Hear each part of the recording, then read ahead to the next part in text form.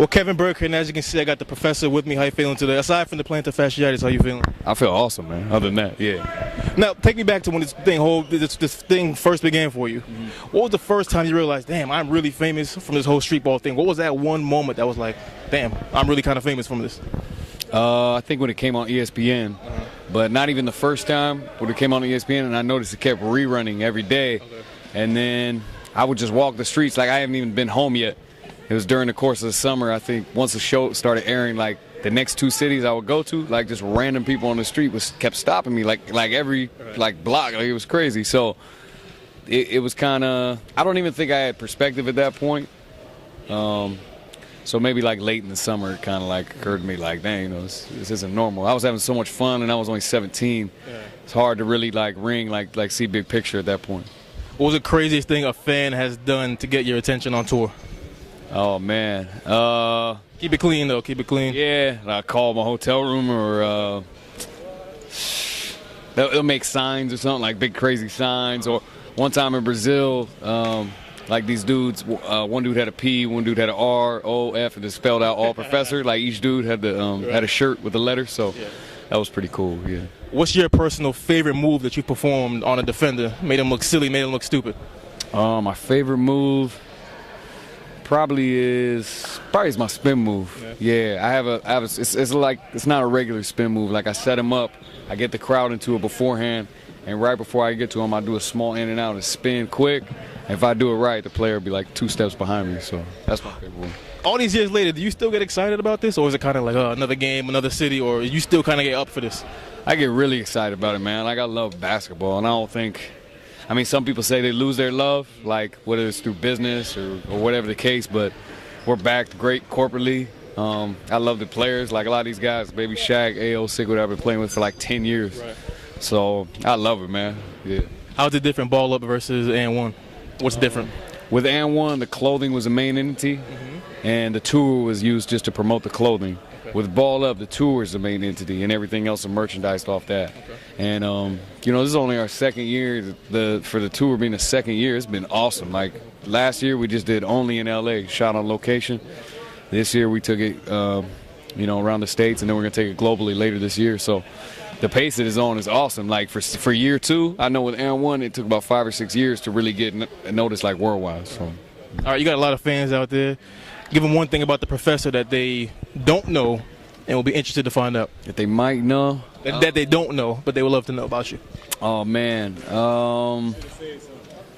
It's hard for me to think of something offhand because I'm pretty, like, transparent, like through social networks and stuff. Right. I guess I would say that I'm pretty passionate about, like, spreading the gospel. Okay. I do, like, outreach stuff, like with basketball. I kind of use that as a tool, so I think they'd probably be surprised to hear that, maybe. I'm willing to bet a lot of people didn't know that. I didn't know that. All right, what's going on, everybody? Kevin Burke, and I'm joined by the air up there, a.k.a. Mr. 720. Yes, sir. Let me start right there. What was the inspiration behind that dunk, the 720, that's gotten you as famous as you are right now? The inspiration was really like being out here, being a dunker, and everybody taking your dunks, and, you know what I'm saying, crowd wanting something different. So it was like, it was time for something different. You know, we came to Houston, and I was just like, man, you know what, just let me try something different. I really didn't expect to make it. It was just like, let me try something different, show the crowd, you know, I'm very creative. You know what I'm saying? When it went in, it was just like I blanked out. So during the game, that was the first time you ever tried that in the game? No, actually, it was my second time trying it, but first time on a 10-foot goal. Okay. You know what I'm saying? As I did it as a kid on like a 7.5-foot goal. My dad was out there watching me. I tried to do a 360 and I kept spinning real fast. My dad was like, man, do that again, but try to keep spinning. Right. So I did it, and I dunked it. He called the neighbor up, hey, man, come over here and watch what he did, man. He did 900 or something. He was like, a 900? I was like, nah, Dad, that's 236, that's a 720. So I tried it again, you know what I'm saying? When it was like I say, when I seen people start doing my dunks, I had a 360 between the legs I was real famous for. Right. Started seeing too many people doing it. It was like, I have to do something different. So there you go, the 720. Who's the best dunker you've gone up against on the street ball circuit? The best dunker I've gone up against street ball circuit would be yourself, right? I really can't say it's too much come by that because like when I battle guys, a lot of guys would be scared. Like when I did the Sprite dunk contest, all the guys were scared, so I can't really say it was an easy battle. But like people like Ryan in Africa, they make you want to dunk more, but they're on my team. I'm not battling against them, but they make me want to jump more. I'm a little older, you know what I'm saying? So it's like I look up to them now because they got the young legs and they got the fresh ideas. Africa with the pause for the cause, and it's just crazy. Like with them, that's my two competition right now. Africa and special effects. Yeah. Speaking of dunk contests, a lot of talk about the NBA dunk contest being watered down. Need to shake it up. Talking about bringing in guys like yourself. Yeah. Would you be down for something like that? And how do you think you would fare against NBA dunkers? I mean, I think I would do pretty good. I mean, I consider myself as one of the best. I ain't gonna say I am the best, but I think I'm one of the best. I'm one of the more creative guys, and it's a lot of creative guys in the NBA, but a lot of them don't get that chance to be in the dunk contest, like Gerald Green and like James White's back in the NBA now. So those are a few guys that I like to see or I like to go up against in the NBA dunk contest. Who do you think is the best dunker today in the NBA? In the NBA, since James White is back in the league, I say James White, hands down. I've never seen nobody one leg like his, and he just does it. So he's like Springs, but a little bit taller. So you got a lot of fans out there checking us out, watching this right now. Tell them one thing about the Arab there that they don't know that they'd be interested to find out. I like to cook.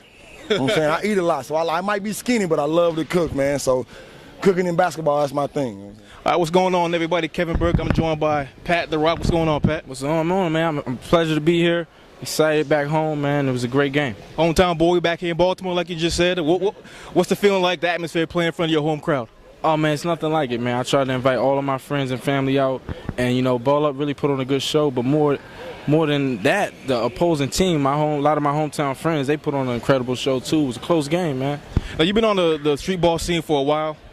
Is there any difference now versus, like, say, 5, 6, 7 years ago? Are you still as excited as you were then, still as hungry as you were then? Yeah, you got to be, man, because when you've been in the game so long and you earn a name, guess what? Every city you go to, guys are coming after that name. So you can't take any nights off, man. We're happy to be undefeated right now, and we want to keep it that way.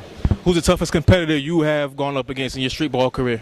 I think the toughest players I played against street ball are the guys right here in my hometown. You know, you got Baby Shaq, you got Silk, you got Prime Objective. I mean, not only were they the toughest to play against, but those were some of the guys I learned from. So I got to go with the hometown, man. What's next for you guys, you personally, and Ball Up? What's next? Ball Up, we got 2 more games left, ATL and Las Vegas. We get a little break and we go on another tour. But, man, we have a lot of stuff in store, man, TV shows and all of that. And for me personally, man, just continuing to spread that positive message and doing my thing on the court. What's one thing for all your fans about Pat The Rock that they don't know that they'll be interested to find out? Hey, just I'm the type of person I like to give wisdom, positive message. So 3 letters, AIP, anything is possible. That's what I live by. That's what helped me become successful. So I pass that on to the next generation. You're a prophet. The Rock. Appreciate your time, man. Anytime, man. All right.